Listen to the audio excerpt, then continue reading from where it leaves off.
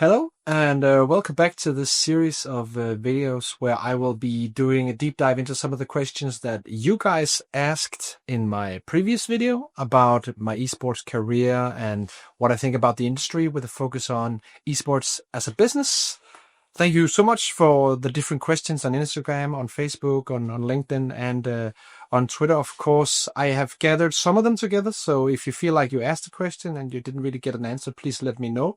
And if you have a brand new question or some other area you want to know more about, please, comment below this video wherever you find it, and I'll make sure to handle that at some upcoming point in the future. The first one, or the first series of questions that I wanted to focus on was basically an area that I knew people were going to ask questions about and be interested in, which is my career as a commentator and how this whole setup with the Danish national television on DR and TV2, how that whole thing worked. Mainly because some of the guys and girls coming from the international space, perhaps looked at Danish TV and Danish esports and thought, wow, this is insane that it's on national TV. Some of the Danish people didn't really know where I perhaps came from as a commentator and as well as an esports veteran. So I thought I'd start with the first question, which I felt was a really good one. And it was, what was the pivotal point in your career as a commentator where you realized that you could go full-time and make a good living? So for those who are not familiar with my journey in esports, I've just gonna recap it real quick. I've been a player before, and when I found out I wasn't as good of a player as the people around me, for example, guys like Device, then I was like, okay, I need to do something else. I need to have some kind of other like role in the scene, because back then no one earned any money. Anyone who was in the scene did it for the pleasure and enjoyment of their own passion. And if you weren't a player, then you need to be something else to kind of like have a role in the scene. So I started creating content and videos before YouTube even existed as a platform. Back then we shared videos on FTP servers and all that good stuff. So it was an interesting time. But I've always been interested in covering the matches, and I've always been interested in the hype around a Counter-Strike game. I even worked as a writer at some point for a Danish Counter-Strike website. And then back in 2010, I was working for Recent Gaming.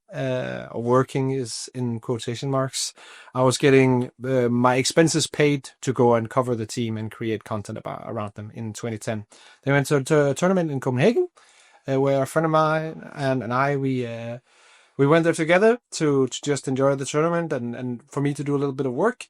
And then we found out when the final was being played on stage with the 5 players on each side in a setup that is usually the same that we see today in a smaller or bigger scale. All the players had this like LCD TV below the PC, so you could see each individual player's perspective. And it was a really cool stage that a lot more like intricate and a lot more beautiful and well arranged that we were used to. But everyone at home connected through the game to watch it. So they wouldn't really see the stage. They would only see the game. You got an IP and then you could connect to that and watch the game just as you can in Counter-Strike right now if you want to like cover community coverage of a major, let's say. It was called Source TV or HLTV for 1.6. And we were like, yeah, people need to see the stage. People need to see the emotion from the players. If you haven't been to a LAN tournament, there's a lot of emotion, a lot of yelling. So we put up a camera and then we live streamed the stage view. So people at home could have one screen with the stage view and then one view with a PC. And we kind of made like, so people could time it themselves to start the stream at the exact right time so they could have the full experience. And 100 people tuned in. Back then, you couldn't bandwidth and streaming in general cost a lot of money. So we couldn't have more than 100 viewers because then we had to pay. And then we came home from the event and we were like, there's something here.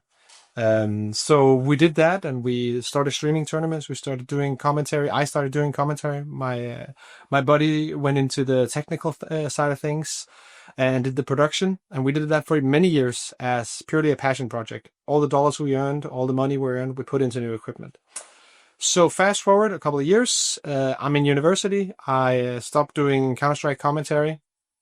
And because I wanted to focus on getting my degree, there was no potential of getting a full-time job in esports in general. Maybe if you were a player, you could perhaps earn the same amount of salary as someone working in a convenience store. That was it. But there was no career back then.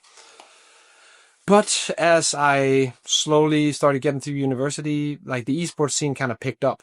And then in 2016, I was like, hey, I might as well like write to some people I know and ask if there's a possibility of me coming back and doing some commentary, which I've done for many years before, but without getting paid.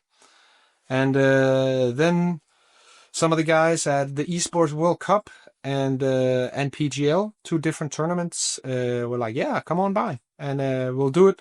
Basically, based on the fact that I've done commentary before and they liked it back then. There was no chance that I was going to be any good, and I'm not even sure that I were back then. But I got to meet a few cool people. For example, the Esports World Cup was Scrawny's first event. Now he's one of the best, if not the best, play-by-play commentator on the planet.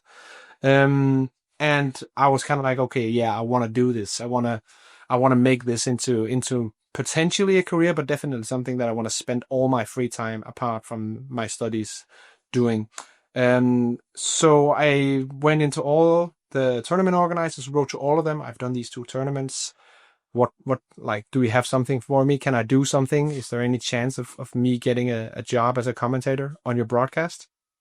And eventually I got a few offers, some from DreamHack, some from ESL, covering both male and female tournaments. And then in 2017, March, I would say, I got 2 ESL tournaments, and then a Danish the local TV station called and said, we want to produce like a school league. We want to do real coverage of a school league in Counter-Strike. Back then, schools were kind of starting to pick up on Counter-Strike as a sport, just like you would have football or handball or basketball.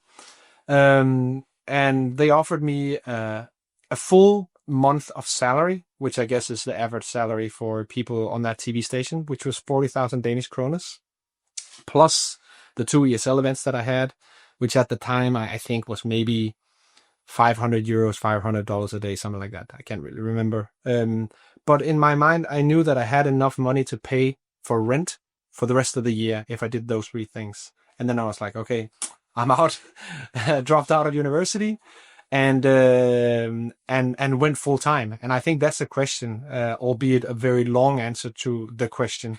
That was the pivotal point in my career where I realized that I could go full time. It was when I had those 3 different events, you could say. One of them was a full month of work. And then I was like, yeah, okay, I can actually pay my rent with Counter-Strike commentary money. That's absolutely insane to me. And the first second I had the chance, I took it. One could say that technically I had one chance before when I was commentating with the likes of Anders in the beginning of CSGO, and I then stopped commentary to focus on my degree, which you could say was a bad choice. If I hadn't done that, then I wouldn't have met my wife, so I'm not really sure that was such a bad choice after all. So that was the question answered there with where I realized that I could make a good living. And in general, a lot of people, especially Danes, are asking about TV2 and why it ended. I feel personally that we did the job that we set out to do with Danish coverage on TV when it started on DR3, which is another one of the Danish national TV channels, or was. We set out with a goal of teaching the average Dane, let's say your mom and your dad, how to watch Counter-Strike. And that was the goal. And eventually, at the last event at the Major in Copenhagen, myself and some of the other commentators would walk around the venue and people were like, yeah, I started watching because of the show that you guys did on DR3 back in the day. Oh, I started watching because of the show you did on TV2. And now they watch it in the arena with English commentary. So I kind of felt like the goal that we wanted to educate and spread Counter-Strike as a thing in Denmark to the ordinary Danes. I think we managed to succeed in the part that we could control. Of course, we in the Counter-Strike broadcast on those 2 channels were a very small part of it. Astralis being the best team in the world and being like big players and easy to kind of become fan of. That of course helped a lot more than our product, but I think we had some kind of involvement in it as well, and I felt like we completed that. And of course, on the TV2 side, I can't really speak to the decision making because I wasn't a part of it, but they were very nice to let us know a good amount of time in advance, and also they wanted to like go out on a high notice. Let's say we actually technically ended when 2023 ended on TV2. But then they were like, yeah, we got the major because it's in Denmark, so it'll be a cool way to end things off. And that was a really nice touch, I would say. But yeah, those were the first two questions in this short video series. In the next one, I will focus on the day-to-day life when I was a commentator, how a year looked, how the salary looked, because it was very up and down. It was not a stable job. And also some personal and professional things that I've experienced that kind of stays with me, and potentially in the end of the next video I'll also come into how you can get into the esports space and business, both as a caster but also as some of the other stuff that I've done throughout my career. So thank you for watching.